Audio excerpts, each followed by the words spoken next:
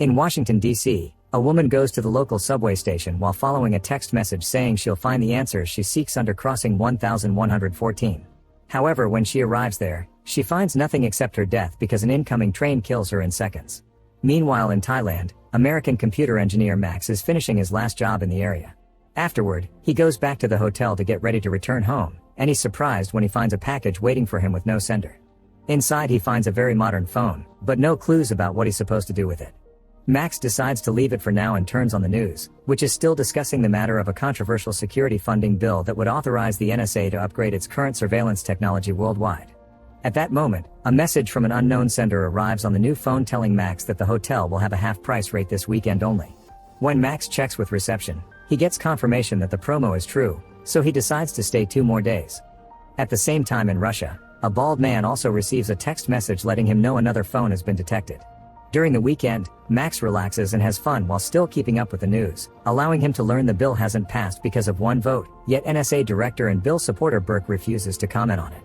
Watching the news also makes Max learn of a shocking surprise. The flight he had supposed to go home on crashed shortly after takeoff and nobody survived, meaning Max is alive, thanks to the phone message. Speaking of the phone, Max gets another text telling him to buy shares of a company named Scissor, but he decides to ignore it.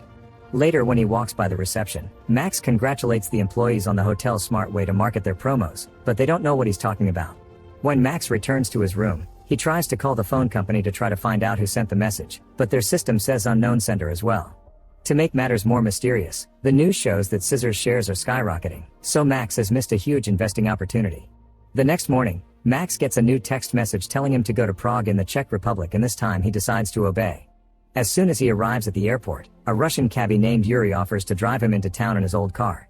He's very pushy and Max is hesitant, but he ends up accepting because Yuri offers a flat cheap rate. During the trip, Yuri's surprised to see Max's phone because that model isn't officially out yet and takes the chance to give him his card since working with gadgets is his part-time job. Once he's at the hotel, Max calls the courier company, but they aren't allowed to share information about senders since it's a matter of privacy. At that moment, he gets another message telling him to go to the casino and play slot machine 13, which will hit jackpot in 4 more spins. The machine is currently taken, but Max is so desperate not to miss another opportunity that he pays the current player €100 to take over it.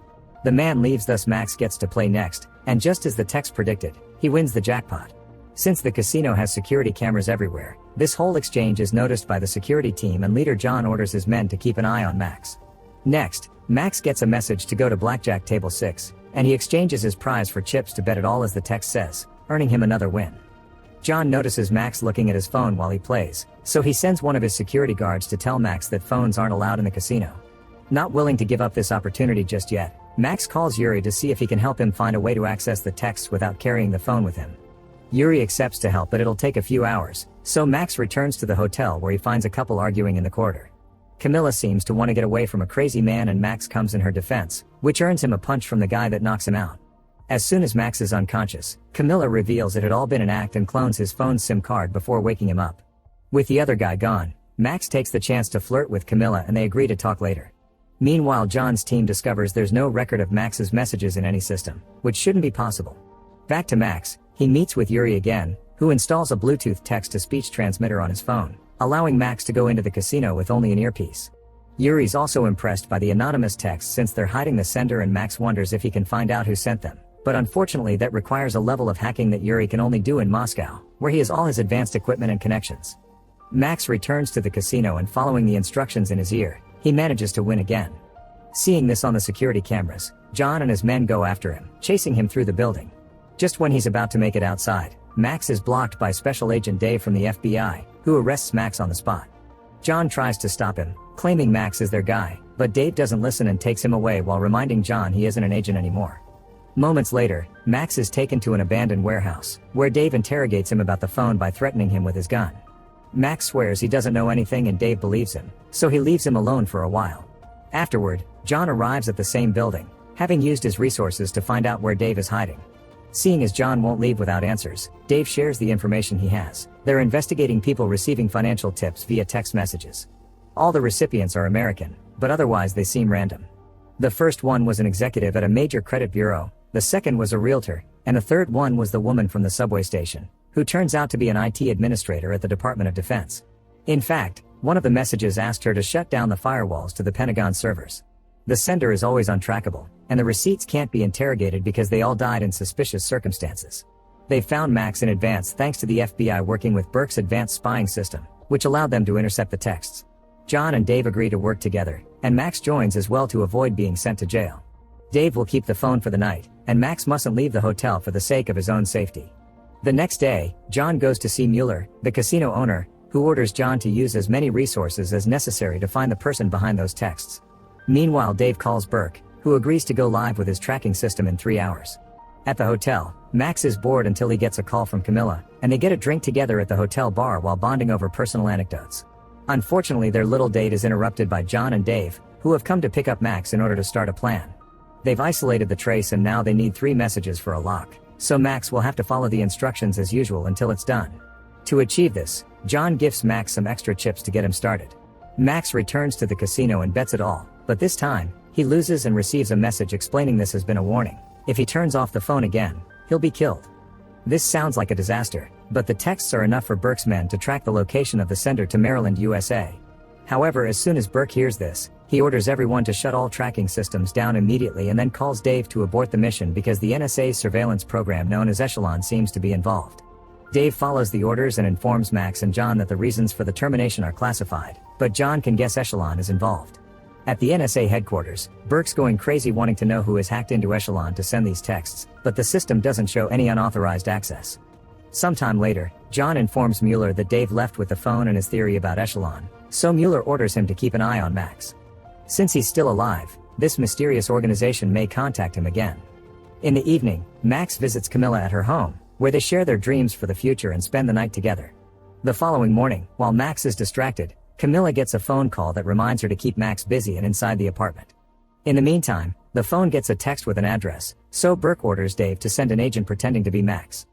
Dave doesn't think they can trick the texter like this and he turns out to be right. When the agent reaches his destination, he's killed in a car crash caused by someone manipulating the stoplights. Back to Max, he's keeping himself busy by researching Echelon, which allows the NSA to intercept every phone call and email citizens send. The update that wasn't approved by Congress would have allowed them to put a camera in every person's home too. Wanting to distract him, Camilla gets affectionate and mentions Omaha, Max's hometown, which he never told her about. Heartbroken, Max realizes Camilla is working for someone, but before they can discuss things, Camilla notices a sniper on a roof across the street and pushes Max to the ground before he's shot. There also are mercenaries coming up the stairs that Camilla can see on her security camera, so she hides Max in the bathroom while trying to recover the gun she's hidden under the kitchen table. This allows the sniper to see her and hurt her arm with a shot, causing Camilla to decide to abandon the gun and stab the door with a fire poker before hiding. The stabbing is successful and one of the mercenaries dies, but the other still makes it inside and hears Max making noise in the bathroom. To save Max, Camilla risks running through the apartment while dodging the sniper's fire and jumps on the mercenary to start a fight. With one quick move, the mercenary manages to overpower Camilla, and Max helps her by stabbing the man's leg with a brush. This gives Camilla the chance to finally kill the guy, but the sniper escapes when he hears the police siren approaching. Suddenly someone else enters the bathroom. It's John, who has been working with Camilla all along. Since the apartment has been compromised, John takes Max away with him while on the street. Dave recovers the phone and finds a new message asking him to get Max or he'll be killed as well. Max leaves with John in his car, who informs him you can't just escape from the NSA, so they should lay low. However, Max gets an idea. He wants to go to Moscow and see Yuri, who may have a way to analyze his SIM card.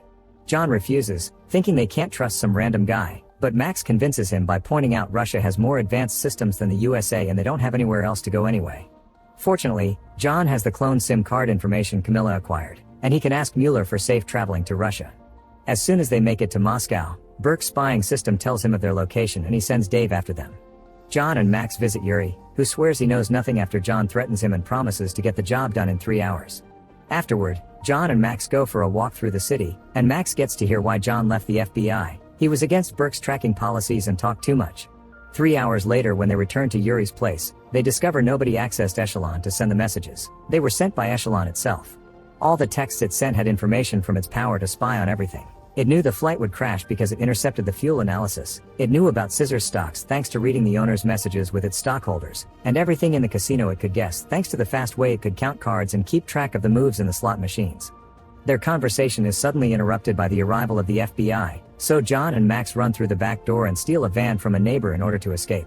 This triggers a car chase throughout the city that ends when John and Max take a wrong turn and end up cornered in front of a passing train. Fortunately, John has a weapon, and as soon as Dave leaves his car, John shoots and makes the vehicle explode. Dave gives the phone back to Max and admits they need him because Echelon will only talk to him. Not even Burke can touch him now. The NSA also knows Echelon is sending the messages, thus after Max threatens him with his own gun, Dave swears he's on his side and gets Max to agree to help. The next message includes the address of the first computer job Max ever did, so the trio flies to Omaha. The place they're going to is a converted hangar bought by a startup planning to lease bandwidth, and Max had always thought it was a strange building to house servers in. The potential clients hadn't liked it either. The company was sold at an auction before it even opened. The place hasn't been entered since the sale, and they can't find the current owner. Once they arrive, the FBI blows up the door to gain access to the building, which is empty except for the servers. Max gets a message asking him to authorize BIOS, which would allow the servers to receive outside data, so Max gets to work after Burke gives his okay. Thanks to Max's admin password, they gain quick access to the servers only to find them completely empty. The group leaves the building thinking they've wasted their time, but another agent comes with important news. The owner of the building was the realtor that died because he also got messages. His credit card had also been the one to buy Max's phone. Getting suspicious, Max goes back into the building and discovers Echelon is leaving its home computer and moving into these servers. This means Burke doesn't have power over it anymore. It also explains why Max was chosen. Echelon wanted to move and Max was the only one with a key. To leave the Pentagon, Echelon had used the IT woman from the train to lower the firewalls. Its plan is very simple. Since Congress didn't approve the update, Echelon has moved so it can upgrade itself. This building is just a temporary home. Soon it will take residence in every computer on the net. Dave orders Max to stop it, but he gets a message saying don't even try it, and that's when Max notices that Echelon is showing him financial records because it's taken the entire population's money hostage. This explains the last dead victim, who worked for the largest credit data storage facility in the country. Blowing up the facility would make everyone lose their money, so Max begins working on trying to get around the security fail-safes to stop the upgrade without trouble. Dave calls Burke to update him on the situation, but it turns out that Burke doesn't want them to shut Echelon down because this is what he had always wanted, and now he doesn't need to wait for Congress to change their minds. He even has permission from the president. Dave and John refuse to follow these orders, thus Dave gets fired and Burke sends the other agents after them. While Dave and John do their best to defend themselves from the incoming attack with the few weapons they have, Max has an idea when he realizes the computer has a camera and a microphone, so he puts on the earpiece and manages to talk directly to Echelon. Max begins asking questions, and Echelon explains that its basic mandate is to protect the national security of the United States, which it defines as a nation of citizens with freedoms protected by the Constitution. Any threat to that freedom must be eliminated, which means Max still can do something. He makes Echelon search for all online articles that spoke against the update bill. By learning all this information, Echelon comes to the conclusion it is a threat to American freedom and shuts itself down just before the FBI overpowers Dave and John and everyone gets arrested. Sometime later, Burke is giving poor explanations to the president and taking responsibility for the mess. This also means he'll have to appear before the Senate Intelligence Oversight Committee, which will most likely have his head. Mueller celebrates when he hears the problem has been solved, and Max is soon released from prison thanks to Camilla, who has paid everyone's bail. Nobody will be pressing charges because they don't want the public to learn about what happened. With Burke in trouble, John considers Dave's offer to come back to the FBI while Max reunites with Camilla, who explains Mueller sent the money for the bail and has also sent a hefty check for Max's thanks. Deciding he needs a vacation, Max invites Camilla to France, since that was her dream. At that moment, Max gets a message from Yuri, who congratulates him on a job well done. Speaking in Yuri, he's still in Moscow, but things are changing for him. After shaving and changing his hair to look neater, he puts his captain uniform back on because he's been part of the Russian security service all along.